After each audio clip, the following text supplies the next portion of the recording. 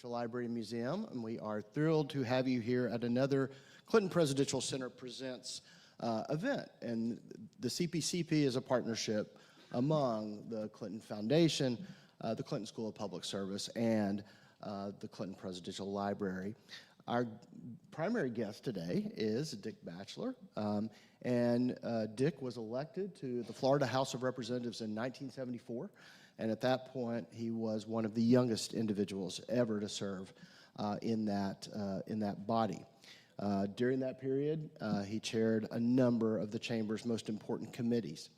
Following his service in the legislature, Dick became a political strategist and a political analyst in Florida across a period of significant political change in that state. As a consultant, Dick is also a successful business person, showing success in that arena as well. His knowledge of international affairs also has garnered recognition from the White House, including presidential appointments as a delegate to observe elections in South Africa and as a delegate to the United Nations Human Rights Commission. In his new book, Building Bridges in Toxic Political Times, Dick draws on a lifetime of these personal experiences as a unifier in different contexts across his life and career. And in the book, Dick discusses using real-life examples how to address difficult conversations, move towards meaningful compromise, and achieve lasting solutions. Certainly incredibly timely conversations. You can purchase copies of Building Bridges outside the room after the program, and Dick will be more than happy to sign multiple copies of the books. 'Tis the season. The conversation today, of course, will be moderated by Stephanie Street, the Executive Director of the Clinton Foundation and my partner in work here at the Clinton Presidential Center. Stephanie and Dick, take it away. Thank you all for being here. Thank you so much, Jay. And thanks for your great partnership. You know, as we reflect on things we're thankful for here at the end of the year, I am so thankful to have such incredible colleagues at the National Archives, Dr. Jay Barth and Vicki Soda, who's the Dean of the Clinton School. The three of us together have really aligned our priorities, and having conversations like this, bringing these to the public, are things that we do together, and we're very proud and pleased to have you here today, Dick. Thank you very much. It's my pleasure to be here. I'd like to start, well, first of all, I don't know if you know, the title is very appropriate, Building Bridges, for so many reasons, but Little Rock is the city of bridges, the 6 bridges. President Clinton, you know, in the second term, talked a lot about the bridge to the 21st century. This building we're in is supposed to shape like a bridge. You have the bridging of the old and the new, the old Choctaw building, the 1899 with this new, well, this is not new construction, it's now 20 years old. But I love sort of the bridging metaphors, and I love the title, Building Bridges in Toxic Political Times. It's a very timely conversation we're having today, and when we scheduled this several months ago, we didn't realize how timely it was. The book is really arranged in a very unique way. It seems to me it's kind of like a bridge building toolkit, or you call it a roadmap. Talk to us about why you organized it this way. Well, I started writing the book. First of all, there's bridge building going on. The metaphor is here. In fact, maybe I'll build a bridge or two between here and some of the younger people today and talking about bridge building. When I started writing on the book, working on the book, it was about 2 years ago. And there were, of course, a lot of toxicity then, but not like it is today. And then when the elections came and went, we basically acknowledged that the toxicity level is higher, and I don't see it getting any better, unfortunately. We could talk about some about that. But how do you reach across and this is not like a kumbaya. I'm not like, hey, peace out, we're going to all get together and we're all going to agree. It doesn't work that way. When you try to convene around something you can agree on. So number one step is find something you do agree on. You might not agree on the choice issue, who's going to be president. It could be a host of issues that you just don't agree on. But are there issues you can convene around that are not necessarily partisan that you can find agreement on and come together on? If you recall, President Bush and President Clinton got together after the earthquakes in Haiti, and raised a tremendous amount of money reaching across the aisle. They were both out of office, but they were still, of course, when Global Initiative was in play at the time, and still is, of course. So they reached across the aisle. But let me give you some examples if I could. But first, let me tell you, there's some people you don't invite to these meetings. I mean, again, it's not kumbaya. Everybody doesn't get invited to convene around an issue if they don't agree. If they're innately opposed to what you're trying to do, they just don't need to be in the room. But let me give you a couple of examples. 2002, our school board came to me and said, look, we have 138 schools in some state of disrepair. Most of them are actually falling down. There's nothing, we have no money. Well, what can we do? They said, we've tried 6 times over 20 years to pass a local sales tax by referendum to fund new schools construction. Then they hastened to point out, and every time they failed. I said, so you want me to lead this effort that's already failed 6 times? Thank you so much, I appreciate it. The confidence level that you have. But I said, I will do it because there was a need that was unmet.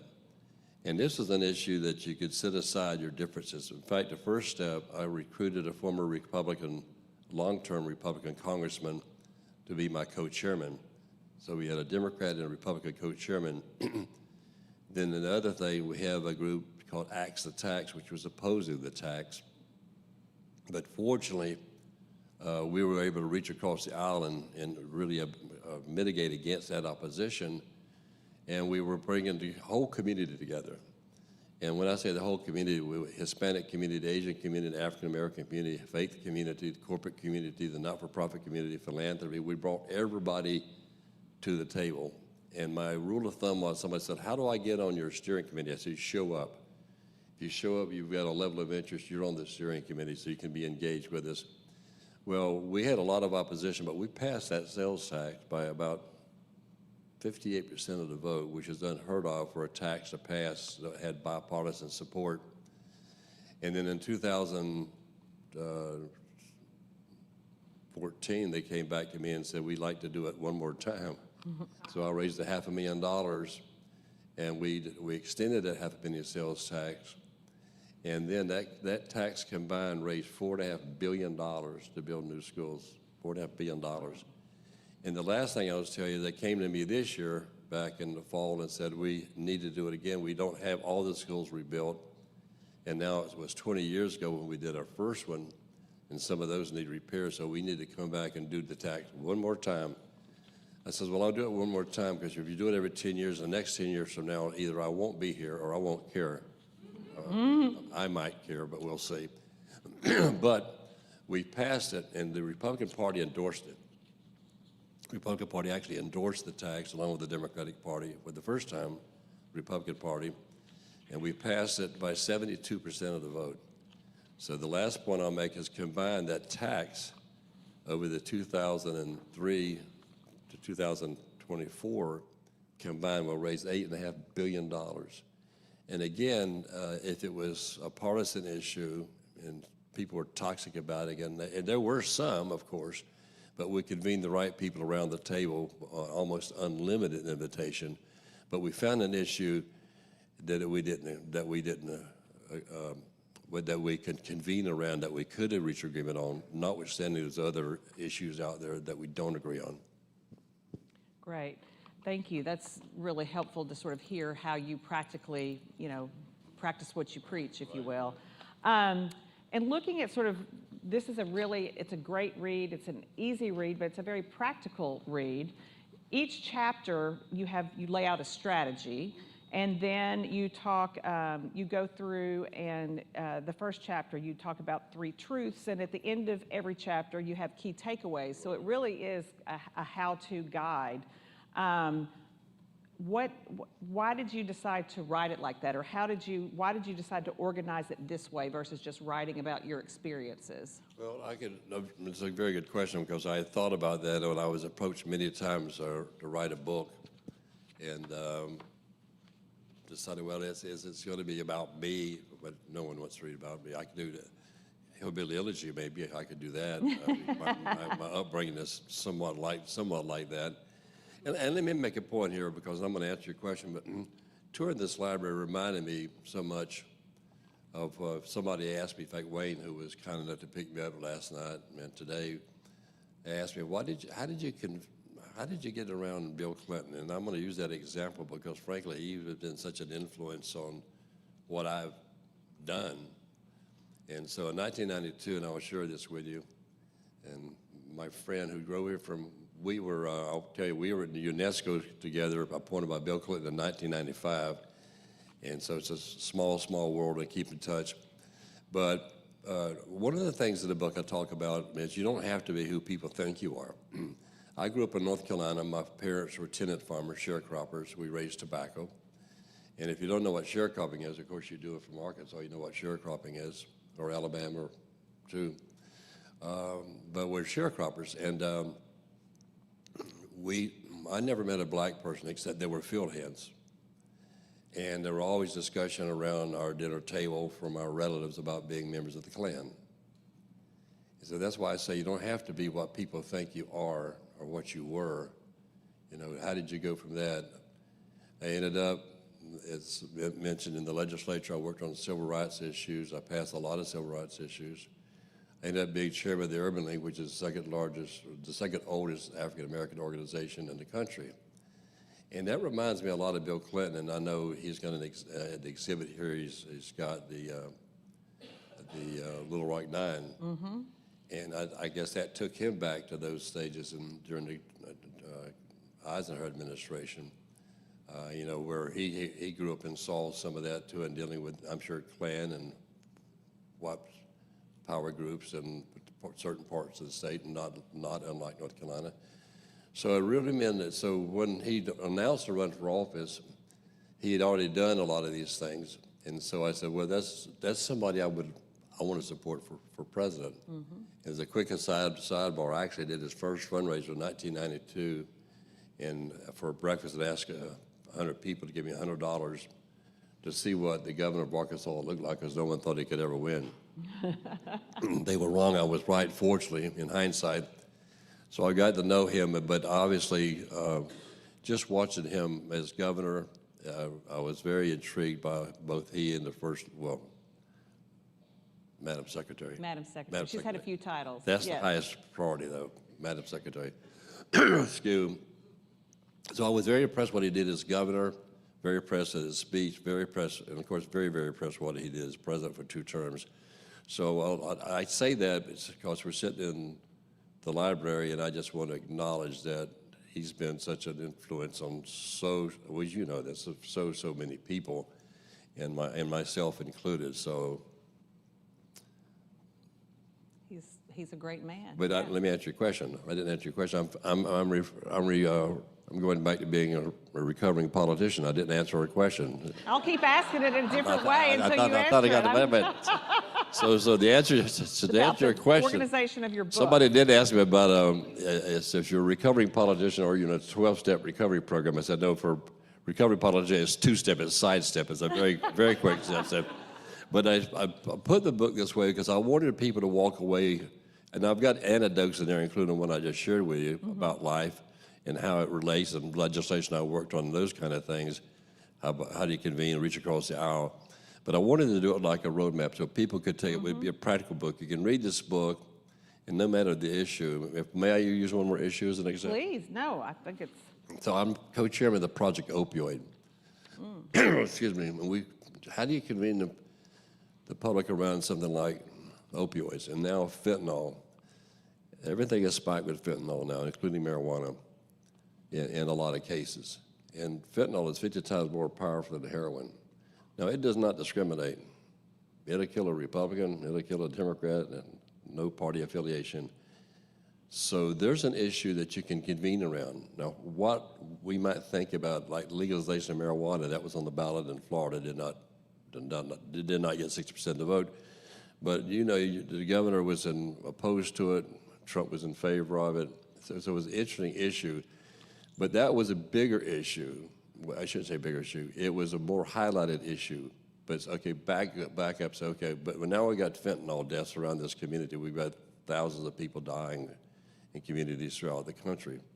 So can we convene around that? Forget about your political credentials or even on the legalization of marijuana. That's not the issue. The issue is here, can we convene around this issue, come up with a programmatic approach to trying to reduce the number of deaths? And the answer is yes, we've done that. But again, that's another example where, again, the issue of primacy, we're dealing with death. So that sets aside and kind of insulates you from a partisan approach to it. You touched on this at the beginning of our conversation, but obviously the recent presidential election really highlighted the major divisions in our country. Drawing on your experience, will you share some strategies, some of what you think are the most constructive and effective strategies for finding common ground with someone who you may be completely in disagreement about 90% of the issues? How do you do that with someone? I wish I had an answer where you go, well, that was brilliant and encouraging, but the facts are what the facts are, and we could talk about the proverbial elephant in the room again. It's going to be more difficult because people now who are in power are very, very strident about what their roles are, what their positions are. You know, it's back, if you go back to 1994, remember? Oh, yes, I remember that year very well. 1994 with Newt Gingrich, and the book he wrote was Contract for America. I called it Contract on America. And that's what you see now, this Project 2025 is the same kind of thing. And so you've got the House and Senate and the White House controlled by one party, but they don't have to negotiate. I'm going to give you another example. In Florida, there's a supermajority of Republicans in the House and Senate. When you have a supermajority, you can waive the rules, you can propose constitutional amendments, you can do anything. You don't need the minority. And unfortunately, we're going back to 1994, I think, with Newt Gingrich, and the Senate was Republican, the House was Republican. And now I think we're at a point in time where I have to say that the Supreme Court is partisan.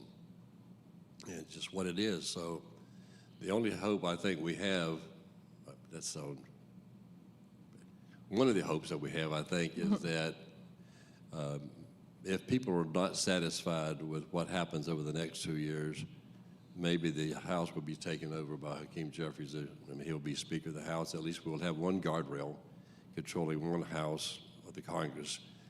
But I still hope there's some overtures on the issues about coming together. But when you get a supermajority like you have, you're less inclined. And I think that's been evidenced, frankly, by very few U.S. senators basically assuming the role is advisory consent and want to actually interview the nominees for cabinet positions and agency positions because if I just nominate them, just do it. So I think that's extremely dangerous, but I think the American public thinks it is too.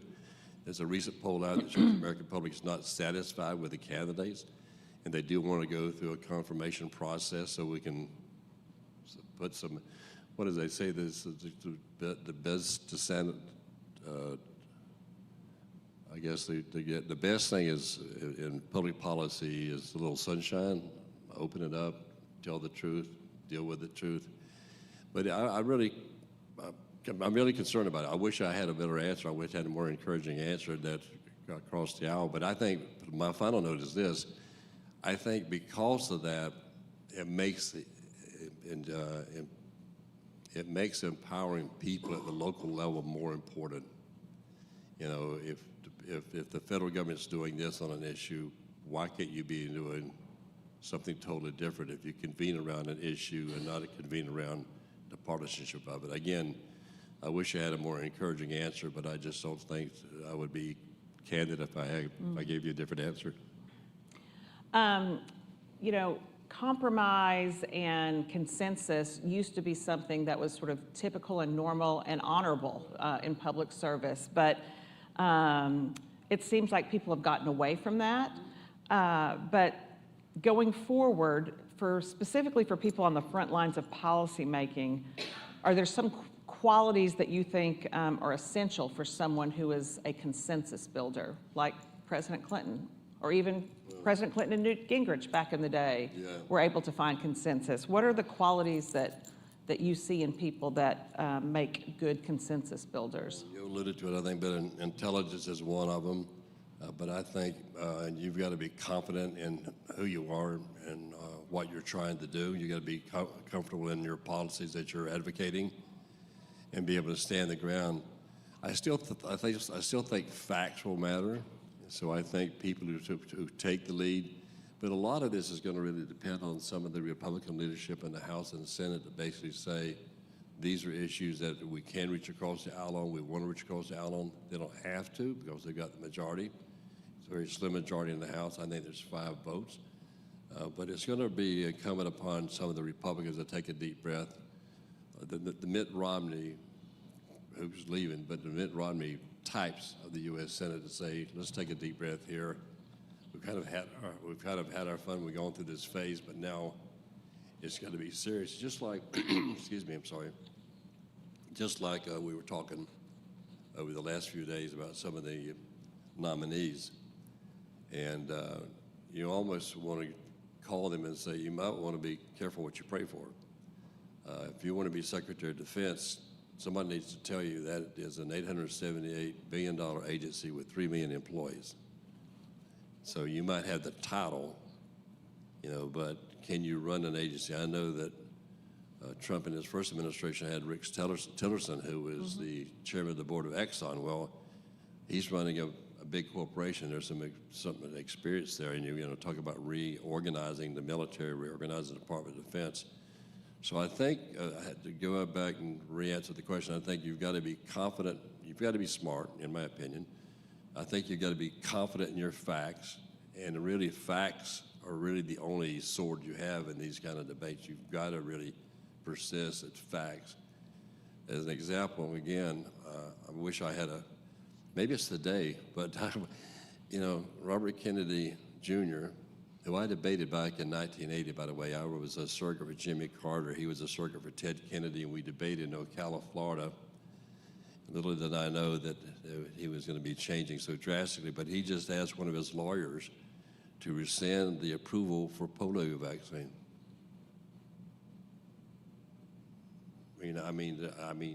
It's Why hard. would you pick that as an issue out of the gate? Sorry? I'm just saying that. Yeah, that was shocking and surprising. You think that would be something consensus was built, and the facts and the data and the evidence is there that it works. It seems very odd that.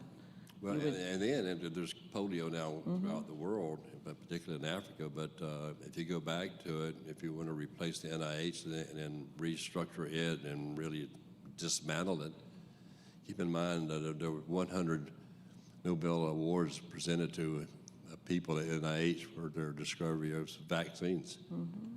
So, but I hopefully, and maybe this just I'm trying to be encouraging enough to say, hopefully the facts will matter. Hopefully the NIH and Nobel Prize winners can come forward and say, no, look, you can't do this. You can't do away with the vaccine for polio.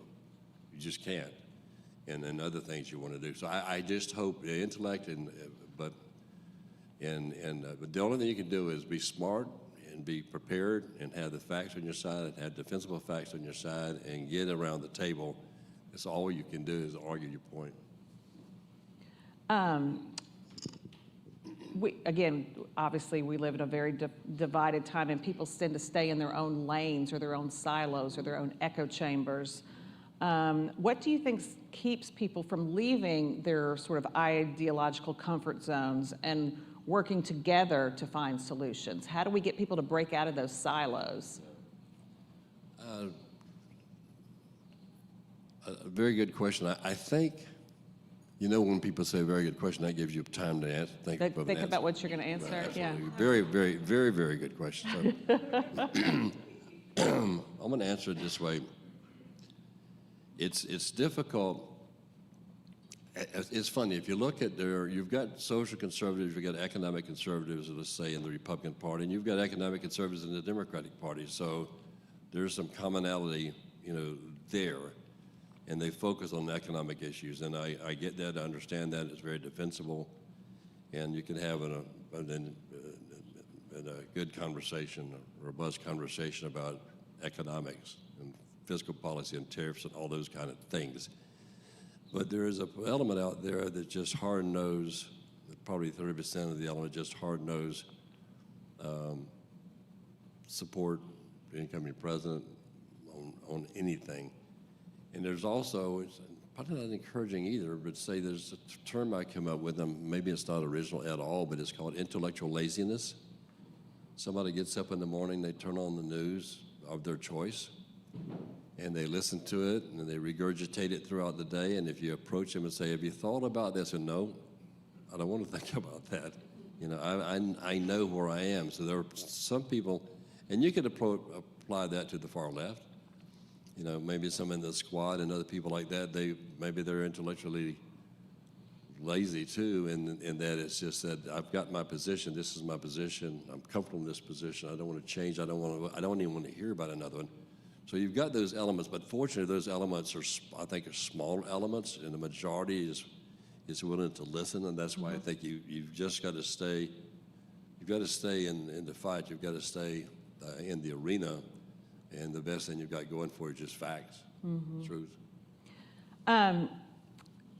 In your book here, strategy number 5, which I found very, I don't know, it came home to me because it talked about you said strategy number 5 is about making people the priority. Right. Well, as you remember in the '92 campaign, President Clinton his phrase was putting people first, and that really has been his guiding principle throughout his entire life in public service. Tell me what you mean in this book specifically, where you're talking about making people the priority, and how can we collectively and individually work on that? Yeah, and it basically, people will convene with you if they think you give credibility or credence to their opinion, right? So you have to listen to people, and maybe they are going to tell you things you really don't want to hear. But you've got to listen to them, because that person, if you don't make the individual the priority, if you don't make that person feel that they're validated because you understand, I didn't say totally agree with them, but you understand their position, give them some validation. Otherwise, they don't come to the table in a meaningful way. So that's what I'm saying. You've got to make people first. So, and again, I think, again, in the public policy sector, I think that's where if we can drill down any debate as it impacts individual people, you can, because in the end, that's what it's about. Public, well, it's supposed to be about public service. It's supposed to be about this. In the end, you've got to equate, what is this public policy? How does it impact people, and all kinds of people? Now, and I think that's becoming even more important now, because, you know, diversity, equity, inclusion used to be something that you would proudly talk about and companies would embrace and spend money on, and now maybe some people would, well, maybe not diversity, but equity and inclusion. And then others in the state of Florida, basically the governor passed legislation to prohibit companies from even having DEI, which I said from day one as a non-lawyer is unconstitutional. You can't tell a private company, you know, what they can do and what they can't do with their employees. But so the point is that I hope we don't walk away. I hope we don't get into the defeatist attitude and walk away from those debates that are still very much worth having, whether it's DEA, civil rights issues, gay rights, however you might encapsulate human rights. But I hope we don't get to the point to say, well, let's not talk about those issues anymore. Again, I get back to it. You got to put a face on it. And I always said that as an advocate, you always have to put a face on the issue and make it human, and then talk about it that way. Not how a program impacts somebody, but how the impact of that program effectuates a change with that individual person. Well, it's interesting because I know just from my own personal experience, or looking at my parents, I give them so much credit. They grew up in the 50s, but they evolved their thinking. My dad used to laugh and say that's because he had 3 sort of lefty, liberal, off the radar screen daughters that he was able to evolve into where he ended up. But you also said something else I think is important, knowing someone, or if you're trying to explain a policy position, a lot of times people will tune you out, or like you said, they don't understand. It doesn't affect me, so I don't really care. But when someone has someone in their family that's affected by a policy, that seems to move people to when they come up close, when they see it affecting someone that they care about. I've noticed on a lot of different of these sort of controversial or social issues that seem to take up all the airtime, when people understand or know someone who's affected, that seems to obviously move the needle. It does, and that's, maybe I get back to the whole DEI and civil rights issue again, the whole genre of civil rights. And you want it to be personal, and it is personal. That's what I think you have to get back to. Even something as controversial as, transsexuality, people fight that from a basis of public policy, but it really, what does that do to the individual? What is the impact on the individual? So again, I hope we can go back to that. We have to advocate. I think what's going on in Washington now just begs for local leaders to really be very active and very vocal about where they stand on issues. I think it gets back to, you got to focus on the individual and the impact on the individual, whatever the rights might be. And I think if you boil it down to a rights issue, I think you can have a fairly sane conversation with people. I'd like to talk about your truth number 8, keep your cool. As we approach the holiday season, we just came out of Thanksgiving, and we've seen how families have been torn apart from having such deep divisions in their own beliefs. I survived Thanksgiving, and now, again, we're headed into the holiday season. Do you have any tips for keeping your cool around the family dinner table? Don't talk politics. That's the way that in my family, we had dinner the other night with some couples that my wife is closer to me, but where I'm close to them. We get together every Christmas, and they're MAGA supporters, and I should say Republicans, maybe not MAGA supporters, but they have their politics. And I said, before we get to dinner, there will be no discussion about politics, because you can't. You can't. I mean, just stick with the turkey on the table. But I just tell them, and in fact, I've got a brother who's, it was 180 degrees from where I am on everything. And I would say, well, you're my brother. I love you. Merry Christmas. Good to see you. Let's break bread together and talk about old times when you shot me in the eye with a BB gun, stuff like that.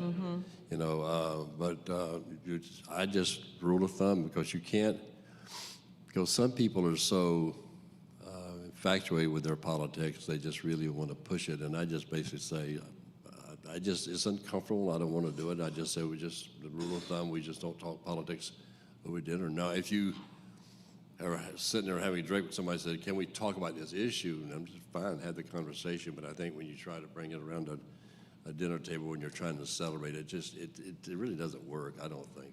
Well, I'm going to push you on that a little bit, because, again, we're building bridges in toxic political times, and inevitably those issues are going to come up around the dinner table. So in that case, and you talk about a lot of the strategies here in sort of public life or in political and Washington, D.C., how do you bring some of those same strategies to the dinner table so you can have a civil conversation about a particular issue? What are some tactics, if you will, when a conversation like that comes up to model sort of how to have a civil conversation? I would first of all reconvene and say we've had dinner. Now, if you want to talk politics, let's go over here and have an eggnog or whatever you want to do. Maybe Spike will be better. We call it Catholic eggnog in my house. There you go. There you go. Yeah, we have the. And then basically that's having. But I always put a preemptor to it. I basically say, like, if you want to talk politics, I mean, you didn't ask me my opinion, but you're asking me, we're gonna discuss opinions there. We'll just have a conversation. It can't be a personal conversation. It's got to be political, public policy, that kind of conversation, rather than he's a good guy, he's a bad guy, she's a bad guy, whatever it might be. So I would not do it at the dinner table. I said, but if somebody wants to talk politics afterwards, I think the arena for those discussions can be challenging if they're around the dinner table. I really do. We've had successful conversations around my dinner table when my father was alive. He's no longer here, because there were some ground rules set at the very beginning that we weren't going to shout, no one was going to raise their voices, and that we have to start from a place of mutual respect. And you have to be able to defend what you're saying with facts, not quoting a particular, MSNBC or Fox News. There had to be sort of facts. And sort of he was like the referee when things got out of hand. You just disqualified the whole conversation. Yeah. But as an example, I mean, I'm gonna be very candid. I've got a brother who's a racist, homophobic, xenophobic. And you still love him. I still have him, but I'm not going to talk politics with him on any conditions. I'm just not going to. Yeah. That would be difficult. It probably was easier around my dinner table because we all generally were pretty much aligned, except, there were some sort of social issues that my parents had different viewpoints on, but we... And I accept the invitation. Okay, perfect. I'll see you at dinner. I'll see you. All right.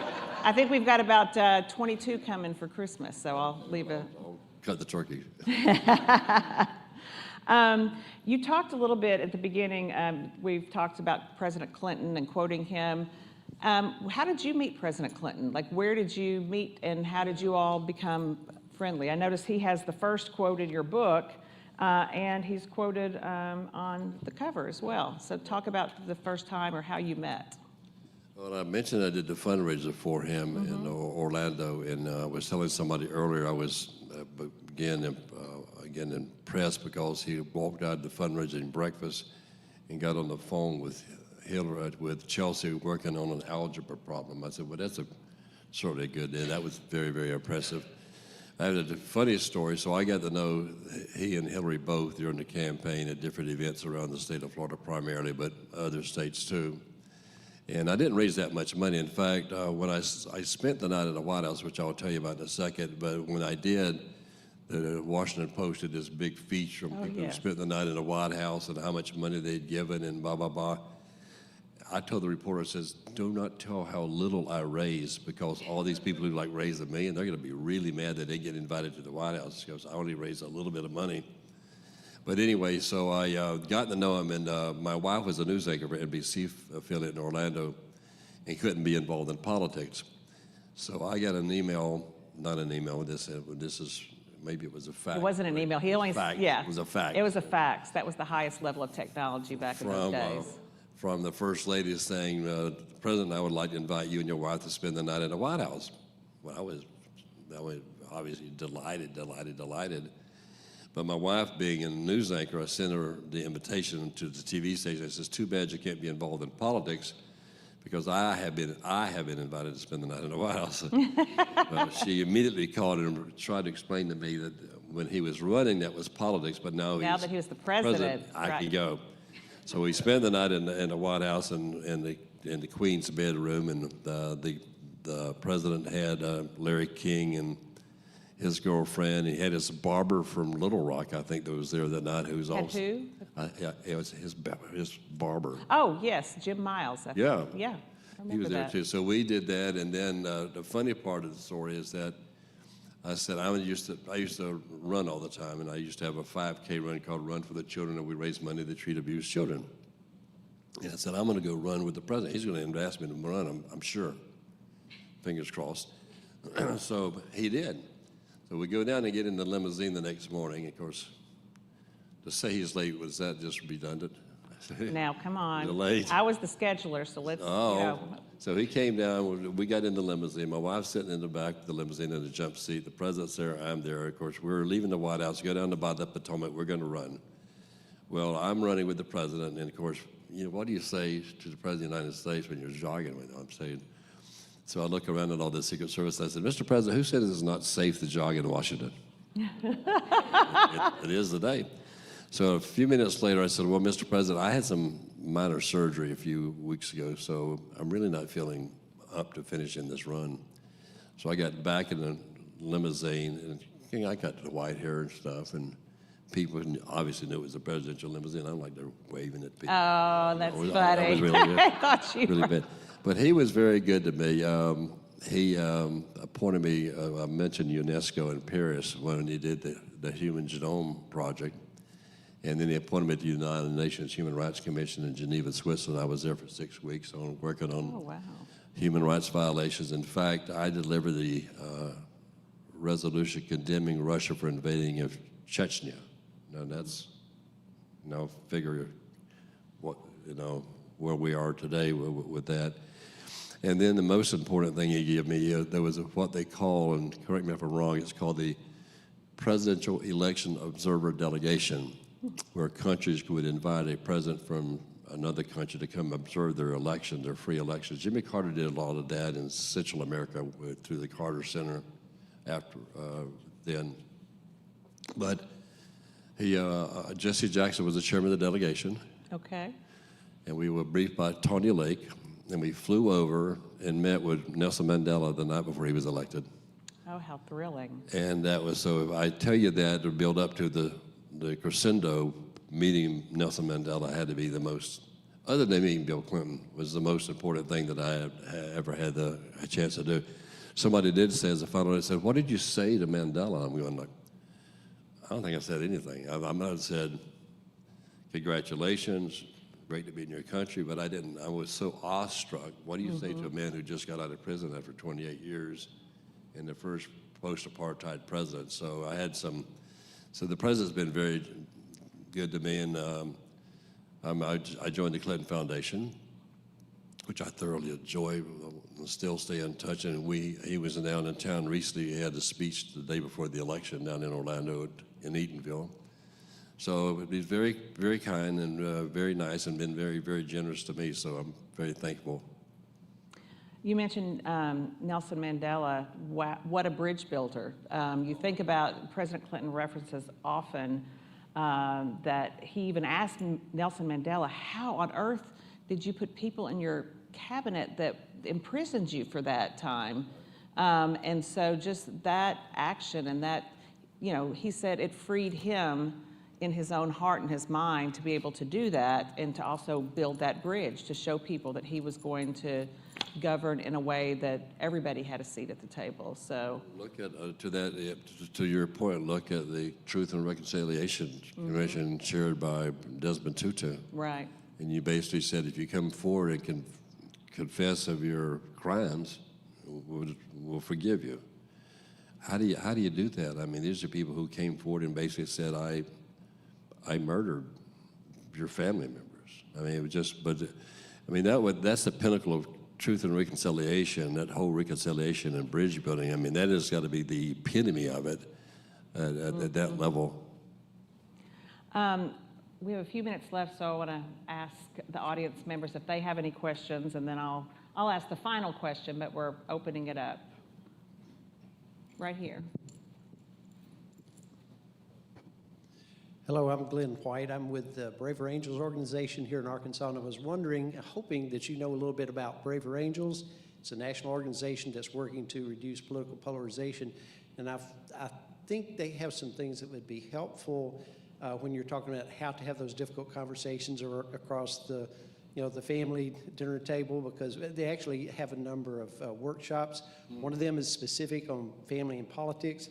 They also teach a lot of individual communication techniques to make those difficult conversations easier. And I think at the core of all of that is having people talk across the divide in a way that helps develop relationships. They start to learn that the other person is a complicated individual. They're not this ugly stereotype that we create when we stick with our social media algorithms or Fox News. So I was wondering if you've had any familiarity with Braver Angels and done anything with them, because I think you'd find it a very helpful complement to what you're doing. Tell me the name of the organization? Braver Angels. Is there a website or something you can share with us? braverangels.org. braverangels.org. National organization, a lot of really good work being done there. I want to make a point, and I'll look that up, but I've learned that convening with the faith community is helpful because it helps to tap down, some of the animosity. So you've got the faith community. For instance, in our community, we have a gentleman named Allen Ginsberg, who's just a phenomenal man, Jewish, and he convened around the conflict in the Middle East when right after the Hamas went into Israel. And he had the Palestinian Alliance from the campus, University of Central Florida in Orlando. He had the students from the Jewish organization, Halal, I think it was Halal, was involved. But he had imams, he had Baptists, he had all kinds of faith leaders. So the conversation we had was, I think, more productive because you had the faith leaders there and they were looking at it from a faith standpoint. That kind of mitigated against the animosity that's usually there. So I've learned having the faith community at the table, and just like on the issue dealing with fentanyl, we had the faith community at the table because if you look at human resource developments at the company, they're the first ones to know about some kind of drug issue in the family, but also faith leaders, particularly in the Orlando area. There's an Institute of Justice and Peace, and it's all the faith leaders come together. So thank you. That's interesting because we at the foundation as well have been working in sort of the opioid addiction space, and we found as well that one of the most effective ways to get the message out about the harmfulness of mixing alcohol and opioids is through the faith community, and we've gone across the country and organized faith leaders in specific communities to learn how to talk about this issue to their congregation because they're trusted messengers. So that is, I agree with you that that's a really great is to get the faith community involved. Yes. Hi, so continuing that idea or thought on faith, could you talk about faith in government? So I was having a conversation with my daughter last night, and it got rather heated because I realized during the conversation that she had lost all faith in government. And I think her point of view probably is representative of a lot of young people who don't see that government is really reflective of their thoughts, and they don't see their thoughts, ideas, or themselves being reflected in the political parties.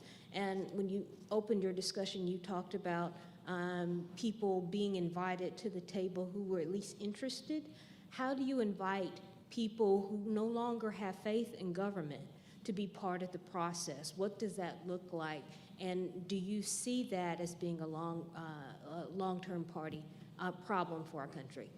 The answer is yes, I see it as a long-term problem, but if you go back and look at the poll results, not the more granular polls, not who's going to win, who's going to lose, they're always wrong.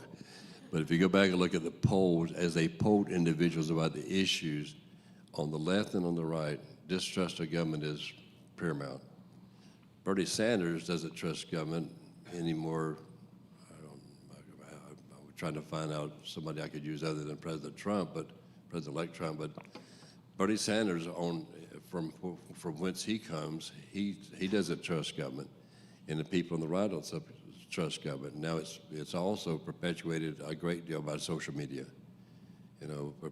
because now it is so, I've used the word toxic again, caustic if you want to, but social media really has a way to, particularly young people, lead them to believe things that might not be true.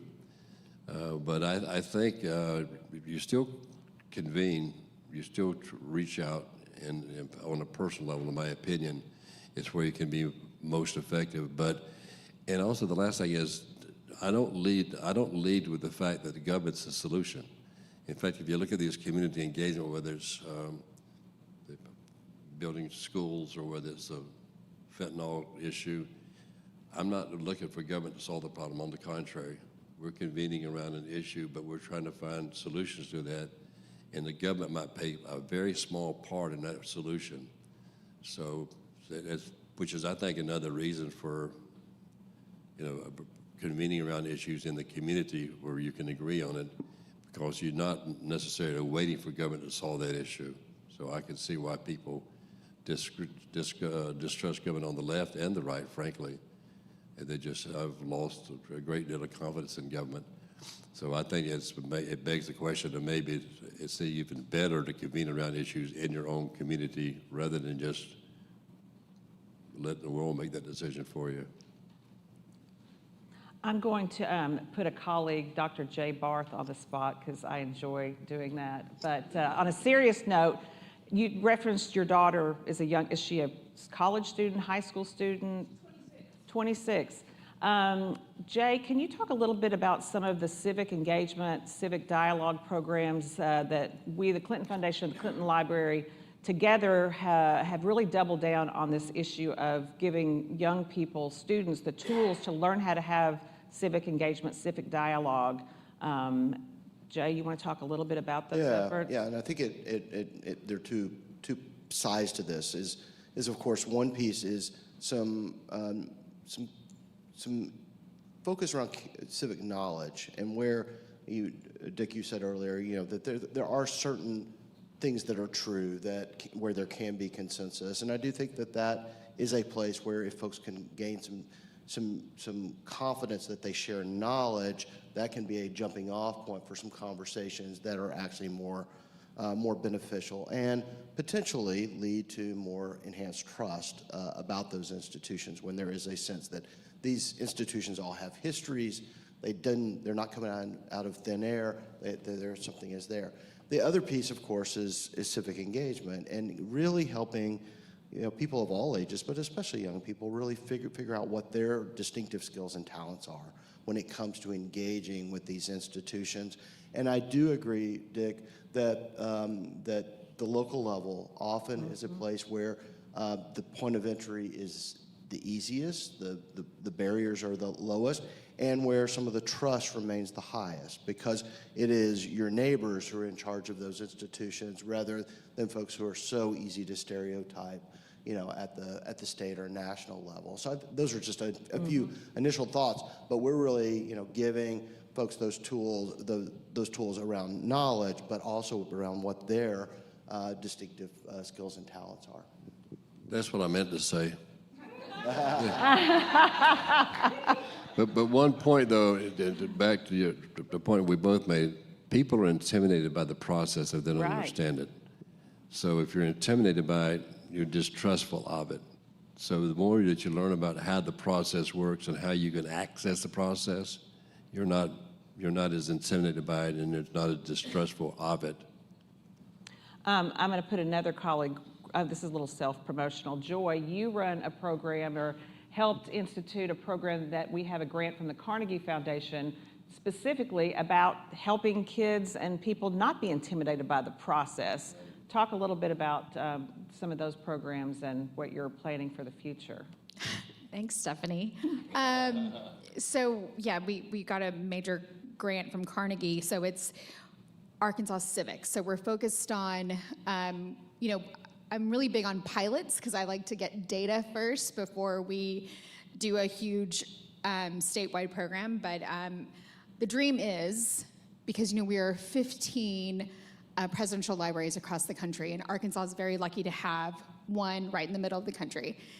And so, we really found our lane because of the Arkansas Health, the Civic Health Index, which was released in December, showed that Arkansas ranks last in voter participation, voter registration. How sad.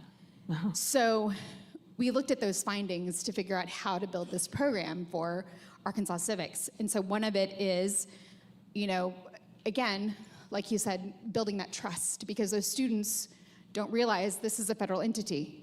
So if they know people in their community running these programs, hopefully that can help build trust.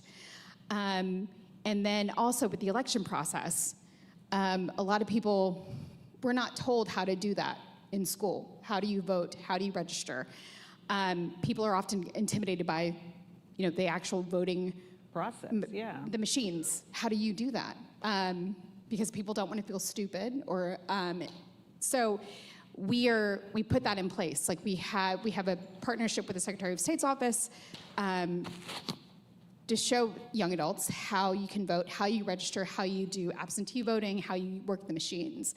I think empowering people, giving them knowledge on how the process works is a big thing. So hopefully, we can expand to, the ultimate dream is to have every ninth grade student come through here to learn about civic engagement, civic participation. But we're going to start with 6 districts over the next 2 years. And hopefully we can help move the needle, because we are at the bottom. We can only go up from here. So hopefully we can show some real progress when they do this new study again in 2 years, 3 years. Well, I'm going to ask the last question, because when we have these programs, we like to close with a sort of a call to action. Go forth and bridge build. So if you were to give one clarion call to action for this group today on how they go forth and bridge build, what would it be? I think the last comment was a very good example. Pick something in the community that you can get involved in, and also with some degree of passion, right? You get involved with some degree of passion. So I would just look, and you're reading the news all the time, or you watch the news, have conversation, you know the issues that are going on. I mean, keep in mind that Hillary Clinton started out as a child advocate. That's where she started, as a child advocate in the community. So find an issue in the community that's important to you, that you've got some emotional attachment to, and get involved in that level. And again, don't be intimidated by the process. And people can teach you the process too, so you're not intimidated by the process. Maybe we can't do anything about your distrust of government at this point in time, but the closer you can get to understand the process and how you can utilize your voice. I mean, how can my voice be heard? Reach across the aisle. How can my voice be heard? Acknowledge that other person has an opinion too that has to be validated.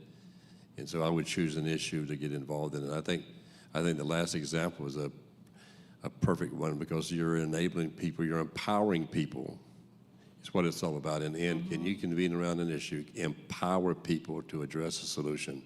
People want to be empowered. They want to be, they want their opinion to count, and they want to be empowered, and ergo, after that empowerment as a group, you get things done. Great. Thank you for a wonderful and Thank very you very timely much. Thank you. conversation. Please join me in thanking Thank you very much. Dick. Thank you. And I wanted to remind you that we have these books available for sale in the museum store, and I believe you're going to be signing some of these. And it's a great and easy read, very practical toolkit, a great holiday gift as well. So And very inexpensive. very inexpensive. Democratic. Yeah. Well, I want to thank all of you for joining. I want to thank all of our visitors who are joining us online. We have all of our programs, as you all know, we do in person, but we also have them available to watch today, and go to our YouTube channel to watch programs you may have missed. So thanks again, and thank you, Dick. Thank you very much. All right. Thank you.